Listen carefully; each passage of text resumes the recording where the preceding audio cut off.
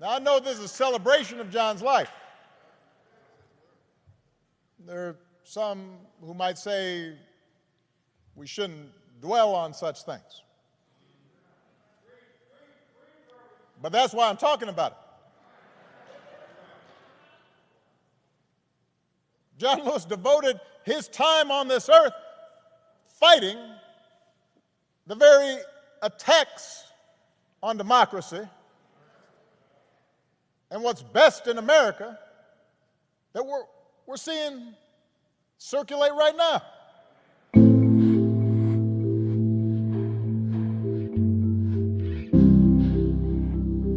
He believed in us even when we didn't believe in ourselves. And as a congressman, he didn't rest. He kept getting himself arrested. As an old man, he didn't sit out any fight. Sat in all night long on the floor of the United States Capitol. I know his staff was stressed. He knew from his own life that progress is fragile, that we have to be vigilant against the darker currents of this country's history, of our own history, with their whirlpools of violence and hatred and despair that can always rise again. Bull Connor may be gone,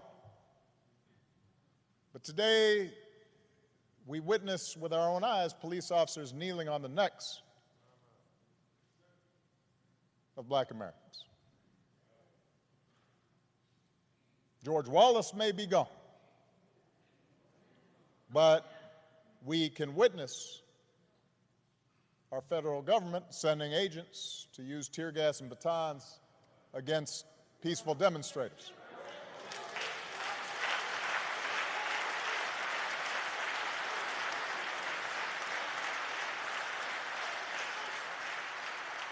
We may no longer have to guess the number of jelly beans in a jar in order to cast a ballot.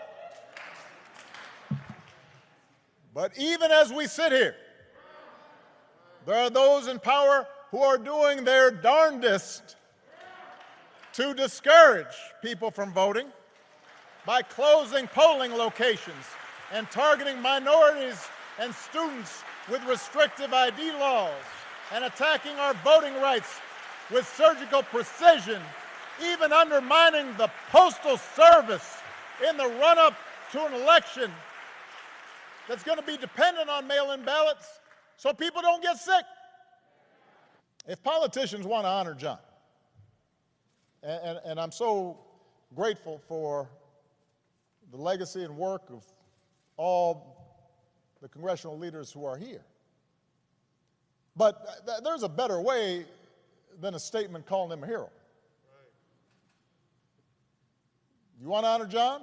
Let's honor him by revitalizing the law that he was willing to die for.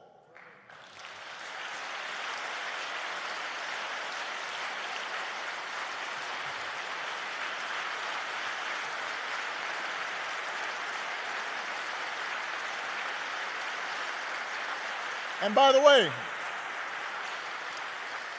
naming it the John Lewis Voting Rights Act, that is a fine tribute. But John wouldn't want us to stop there, just trying to get back to where we already were.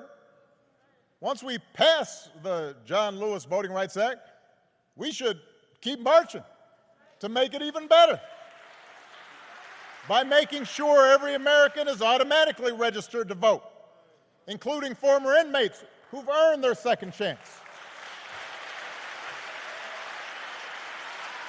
By adding polling places and expanding early voting and making Election Day a national holiday. So if you are somebody who's working in a factory, or you're a single mom who's got to go to her job and doesn't get time off, you can still cast your ballot by guaranteeing that every American citizen has equal representation in our government, including the American citizens who live in Washington, D.C. and in Puerto Rico They're Americans.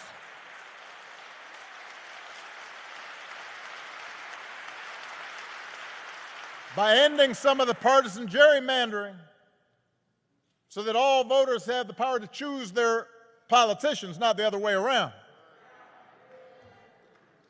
And if all this takes eliminating the filibuster, another Jim Crow relic, in order to secure the God-given rights of every American, then that's what we should do.